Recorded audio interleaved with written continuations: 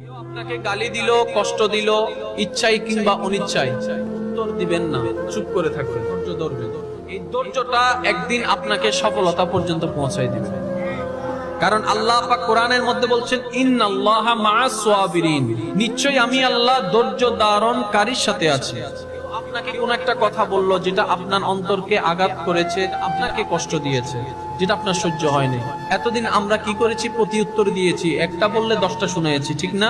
মনে রাখবেন, কোন কথায় কষ্ট পেয়ে উত্তর না দেওয়াটা, কানের মধ্যে না নেওয়াটাও একটা উত্তর। কেউ আপনাকে কোন একটা কথা বলেছে, আপনার কষ্ট লেগেছে, এই কথাটা আপনি শুনেও না শোনার ভাব করে রেখেছেন, না শোনার ভাবে থেকেছেন, না শোনার ভান করে রয়েছেন, এটাও কিন্তু এক প্রকার উত্তর হয়ে গেছে। উত্তর দিয়ে তো দেখলাম, একটা গালি 2টা শুনাইলাম, 2টা গালি 4টা শুনাইলাম, লাভটা কি হলো? একটা মারলো, 2টা মারলাম, লাভটা কি হলো? নীরব, চুপ, একদম চুপ। আল্লাহর কাছে বিচার দেন, আল্লাহ ন্যায় বিচারক তুমি, আমি কিছুই বলবো না, কি হচ্ছে কেন হচ্ছে সব তুমি জানো, উত্তম বিচারক তুমি, আমার দরবারে ছেড়ে দিলাম।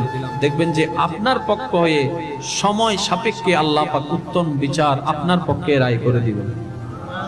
কিন্তু কি?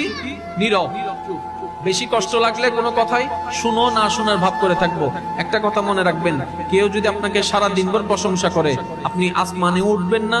কেউ যদি আপনাকে সারা দিনভর বদনাম করে, আপনি মাটির নিচেও যাবেন না। আপনার অবস্থান কিন্তু আপনার কাছেই থাকবে। কথা বলেন ঠিক না? তো কারো প্রশংসার মধ্যে আহামরি খুশি হওয়ারও কিছু নাই, আবার কারো বদনামের মধ্যে একদম মন খারাপ করে নিজের লাইফ শেষ এরকম করারও কিছু নাই। আপনার জীবন আপনাকে দিয়েছেন আল্লাহ, একা দুনিয়াতে পাঠিয়েছেন, একা দুনিয়া থেকে যাবেন। তার মানে আল্লাহ পাক আপনাকে শিখাই দিচ্ছেন, আল্লাহ পাক আপনাকে বুঝাই দিচ্ছেন, আল্লাহ পাক আপনাকে জানাই দিচ্ছেন, বান্দারে তোর জীবনের জন্য তুই একাই যথেষ্ট, কারো দরকার নাই। সুখ তোর কাছে, তুই চাইলে তোর সুখ আবিষ্কার করতে পারিস। সুখ কখনো ধন সম্পদ কিংবা ব্যক্তির কাছে থাকে না। আপনি মনে করছেন বলে ব্যক্তির কাছে, আপনি মনে করছেন বলে আপনি জিনিসের কাছে সুখ মনে করছেন, সুখ আসলে সেই জায়গায় নয়। সুখ আপনার মনের মধ্যে। আল্লাহ বিযিক্রিল্লাহি তাতমাইন্নুল কুলুব, আল্লাহর ইবাদত, রাসূলের মুহাব্বত, অন্তর দিয়ে মনোযোগ দেন ইবাদতের দিকে। নিজের কষ্ট যখন বেশি হয়ে যাবে, আল্লাহর দরবারের মধ্যে কান্নাকাটি করবেন, আল্লাহ পাককে জানাবেন, মন ছোট করবেন না। আপনি মন খারাপ করে কান্না করে যে সময়টা নষ্ট করতেছেন, আপনার জীবন থেকে যাচ্ছে, আপনার জীবনের হিসাব থেকে যাচ্ছে। সুতরাং আপনাকে আগে আপনাকে ভালোবাসতে হবে। আপনি সবাইকে ভালোবেসেছেন, আশেপাশে যারা আছে সবাইকে ভালোবেসেছেন, আপনি সবাইকে ভালোবেসেছেন, কিন্তু কখনো কি আপনি নিজেকে একবার ভালোবেসেছেন, নিজেকে মূল্যায়ন দিয়েছেন? এই কথাটাও একবার ভেবে দেখবেন। সুতরাং কারো কথার কোনো উত্তর দিব না, খারাপ লাগলে চুপ করে থাকবো। উত্তরে কখনো ঝগড়ায় কখনো সমাধান আসে নাই, আসবেও না।